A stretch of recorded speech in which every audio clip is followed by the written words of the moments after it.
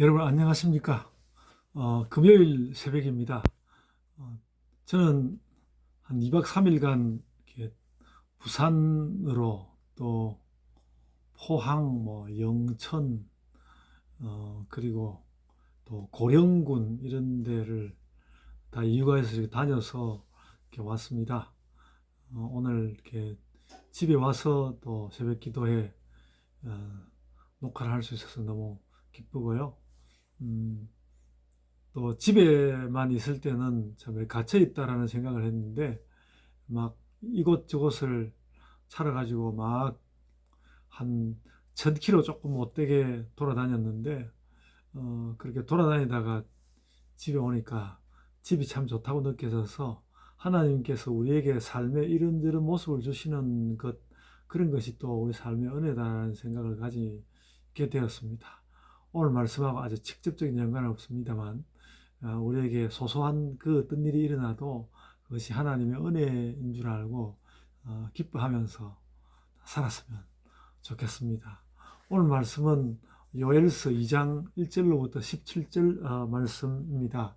이 말씀은 여호와의 날이 선포되는데 그 여호와의 날이라는 것이 일반적으로 말하면 이제 이방인들은 처결되고 하나님의 백성들은 이제 구원을 받고 이래야 되는데 특별히 이제 선지서의 경우에는 그 여호와의 날이면 이스라엘 백성이 오히려 심판을 받는 그런 그 내용들로 가득하거든요. 오늘 이 요엘서도 마찬가지라고 생각이 됩니다. 물론 둘이 겹쳐들죠. 이제 하나님의 재앙이 그 유대에 임하는 것과 그래서 끝내는 하나님께서 또 구원하시는 부분이 함께 나오게 되는 두 가지가 겹쳐들긴 하는데 선지서는 굉장히 현실적으로 이스라엘이 혹은 또 유다가 하나님으로부터 징벌을 받는 그런 의미로 굉장히 강하게 담고 있습니다.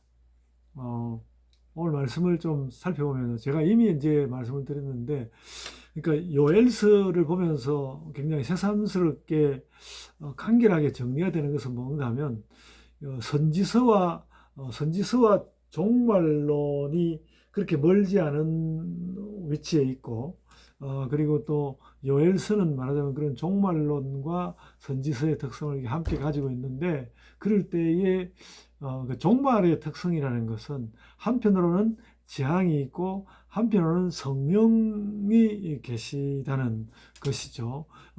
요엘서의 그것이 굉장히 강하게 분명하게 드러나고 있는데요. 그리고 재앙은 그리고 이제 재앙과 성령의 이제 성령의 역사 이렇게 있는데 재앙의 경우에는 자연재해가 있고 또 하나는 이제 인재가 있는 것인데 그 인재라는 건 딴 게 아니고 강대국 군대의 침입이 있는 것입니다. 그래서 그런 배경을 이해하는 가운데서 오늘 말씀을 보았으면 좋겠습니다. 그래서 오늘은 이제 여호와의 날이라고 하면서 특별히 그 메뚜기 재앙과 여호와의 날이 겹쳐서 나오는 것을 우리가 이제 어떻게 이해할 것인가. 오늘 본문에 나오는 그 여호와의 날이라는 말이 우리 전체적으로 오늘 본문을 이해하는 데 있어서 중요하다고 생각이 됩니다. 그래서 요엘서 전체로 볼 때 이 말씀을 들었지만 이제 요엘의 연대를 짐작할 수 있는 아무런 실마리가 없고요. 또 그런 또 여러 가지로 볼 때에 뭐 어디든지 자리를 잡힐 수 있지만 여러 관점으로 볼 때 모든 선지서보다도 가장 뒤쪽에 있어서 포로기를 다 지난 그래서 성전도 새로 짓고 성벽도 새로 쌓고 난 뒤에 행해진 선지자의 예언일 수 있다라는 제가 이야기를 했는데요. 저도 이제 그런 내용에 좀 일관적으로 이야기해 보려고 합니다. 그래서 이 선지자는 그렇게 늦은 때로 볼 수 있고 혹도 이제 하여간 정확하게 또 후대라고만 주장할 수도 없는데 근데 이 내용으로 볼 때 말하자면 그 누가 읽더라도 또 그리고 특별히 이런 뭡니까 그 유다의 새 성전 건립과 새 성벽 건축이 있고 난 이후에라도 그 이후의 자손들이라도 이 요엘서를 읽을 때 거기로부터 뭔가 하나님의 뜻을 받아들이고 이해할 수 있도록 씌워졌다는 거, 그것을 우리가 염두에 두는 것이 좋을 것 같습니다. 그런 의미에서 이 요엘서를 읽는 사람들의 존재를 생각해 본다면 역시 이제 포로기 이후의 사람들이다.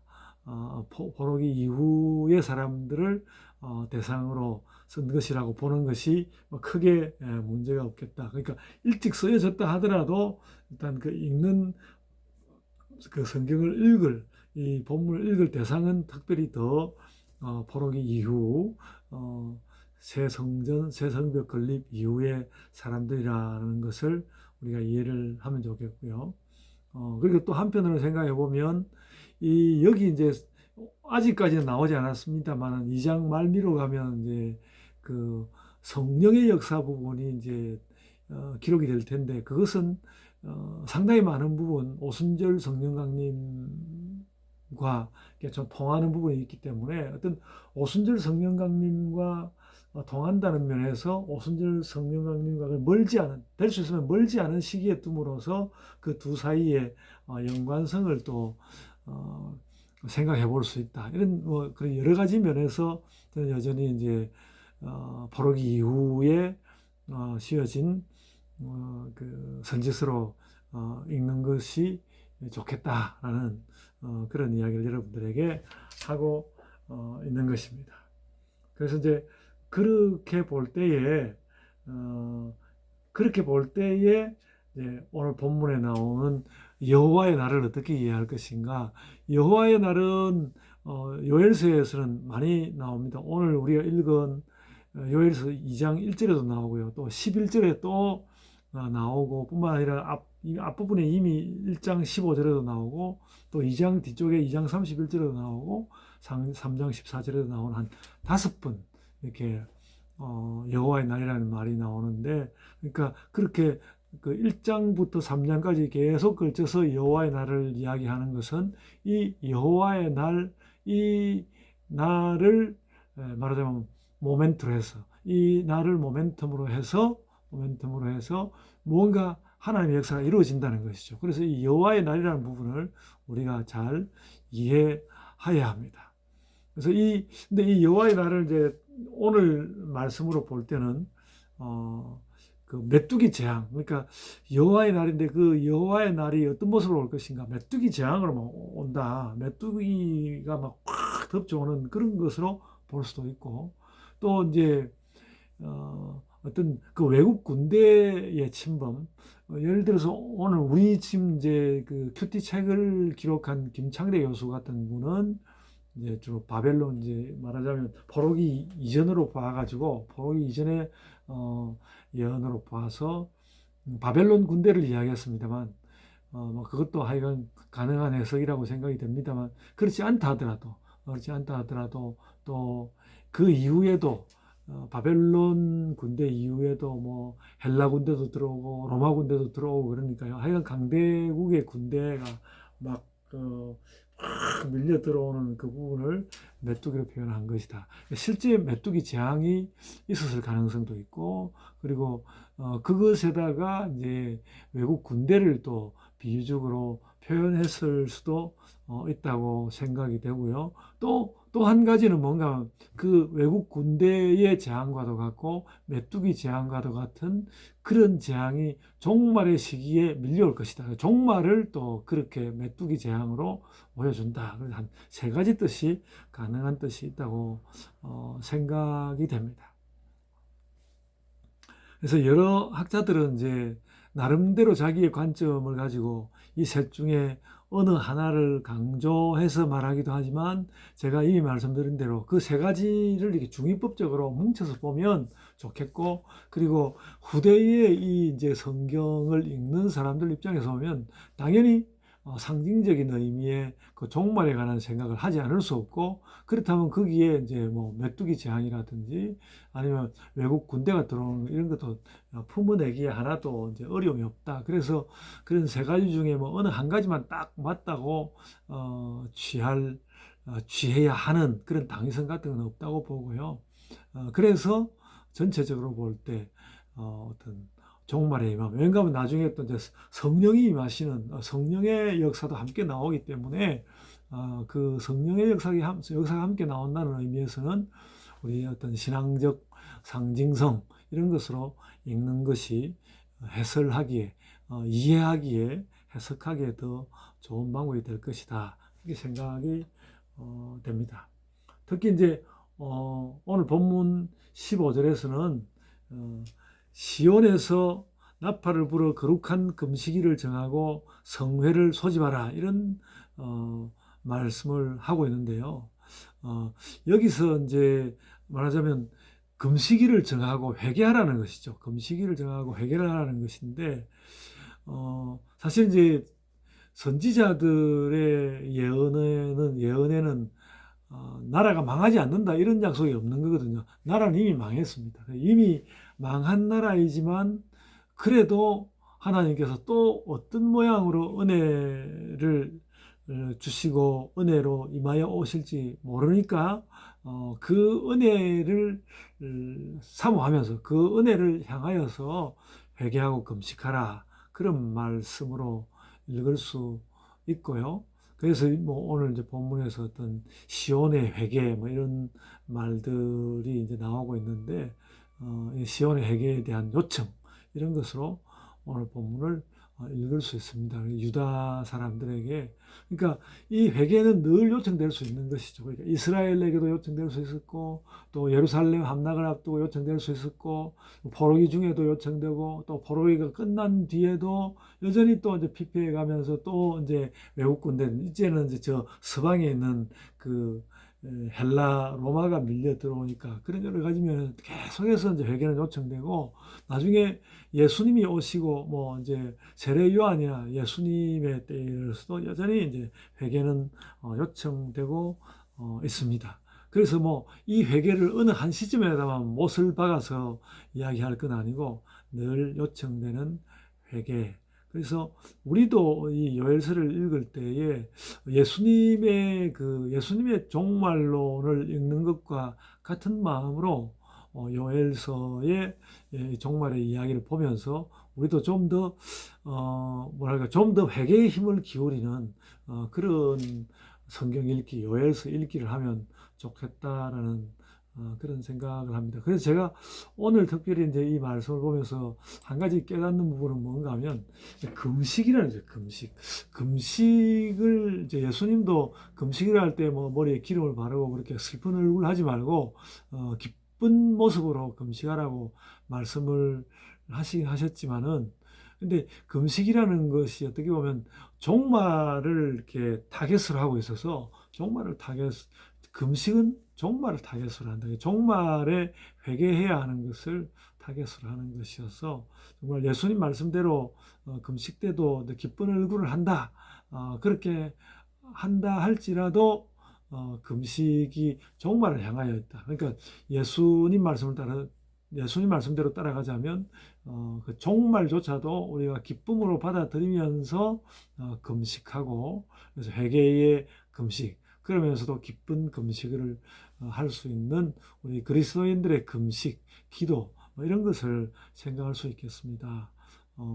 다 이제 금식을 하려고 하면 덜컥 걱정이 되고 내가 견뎌낼 수 있을까, 두통은 오지 않을까, 복통은 오지 않을까, 뭐 이런 생각들 하게 되지만은 우리가 기뻐하면서 좀 금식하는 그런 시간도 좀 있었으면 좋겠다. 우리도 함께, 그러니까 이제 제도적으로 금식하는 것이 참 필요하다는 생각이 들어요. 그러니까 혼자 개인적으로 맡겨두게 되면 개인적으로 해야지 하다가 그냥 안 하게 되니까 교회가 함께 금식하는 날을 선포하고 금식을 하고 그런 기회를 한번 여러분들과 의논하는 가운데서 그런 걸 했으면 좋겠다라는 그런 생각합니다. 어쨌든 이제 오늘 말씀을 좀 맺으면서 말씀을 드리자면 어쨌든 요엘은 예수님을 몰랐습니다. 우리에게는 요엘이 알지 못하는 예수께서 계시고요. 그리고 이제 참혹한 종말 후에 오는 그 은혜는 참혹한 종말 후에 오는 은혜는 요엘은 그것이 무엇이 될지 사실 좀 잘 몰랐지만 우리에게는 예수 그리스도가 참혹한 종말 후에 오는 그 은혜로서 계신다는 거 우리는 또 깨닫고 알고 그렇게 말씀을 읽을 수 있습니다. 그래서 우리가 이제 나중에 요한계시록을 읽고 그렇게 할 때에도 어떤 종말의 참혹함, 뭐 이제 예수님이 복음서에서 말씀하신 것도 마찬가지거든요.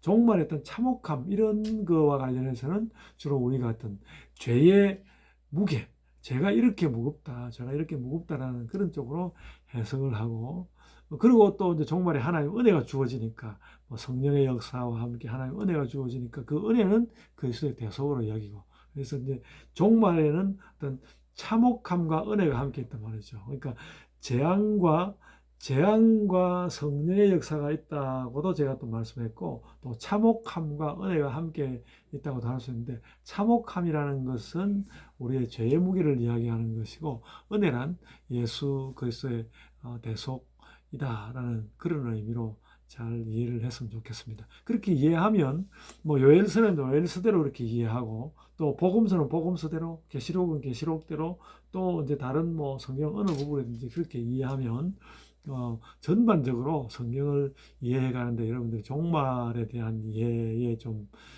지표가 되지 않을까 생각합니다. 그래서 오늘 요즘 우리가 읽고 있는 이 요엘서를 통해서 종말을 간결하게 좀 이해하는 것이 그 큰 종말론이 뭐 예를 들어서 뭐 계시록 같은 경우 뭐 22장씩 이렇게 펼쳐지고 에스겔 아주 뭐 50장에 가깝게 나오고 뭐 이렇게 하는 것을 가지고 도대체 뭘 이해해야 돼 이렇게 어려움이 있는데 요엘서를 가지고 간결하게 종말을 이해하는 그런 부분을 가졌으면 좋겠습니다. 여전히 우리에게도 종말은 아직 오지 않은 사건으로 있고 우리의 그 개인적인 종말로서의 죽음과 또 저 우주적으로 임할 예수 그리스도의 그 우주의 끝으로서의 종말이 다 있는데 그 종말에 대해서 우리가 더 잘 이해하고 거기에 거기에 하나님께서 어떻게 역사하시는지 우리 나름대로 마음 가운데 품어보면서 그러니까 종말론이 이제 성경에 이야기되었기 때문에 막 신학자들이 이렇게 봐야 된다 저렇게 봐야 된다 많은 이야기를 하지만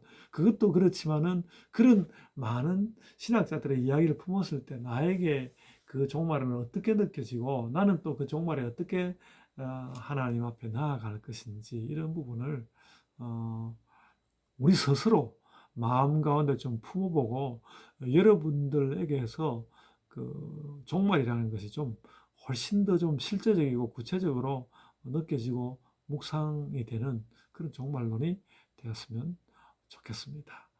그래서 그런 종말을 살아가는 신자로서 오늘 하루를 살고 또 기도하고 그렇게 하시기를 바랍니다. 제가 기도하겠습니다.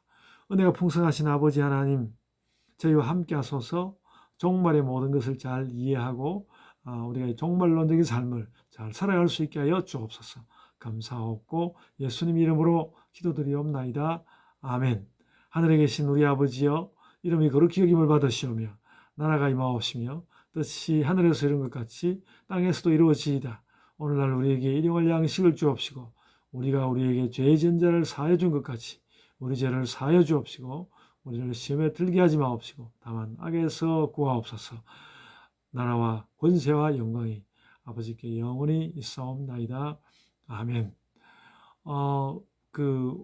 종말에 관한 이야기를 자꾸 이렇게 하게 되느라고 너무 말씀이 길어진 것 같습니다. 그래도 또 들으신 후에 잘 기도하시고 기도 가운데서 또 종말에 대한 인상도 잘 가지시기를 바랍니다. 이제 각자의 기도로 기도하시겠습니다.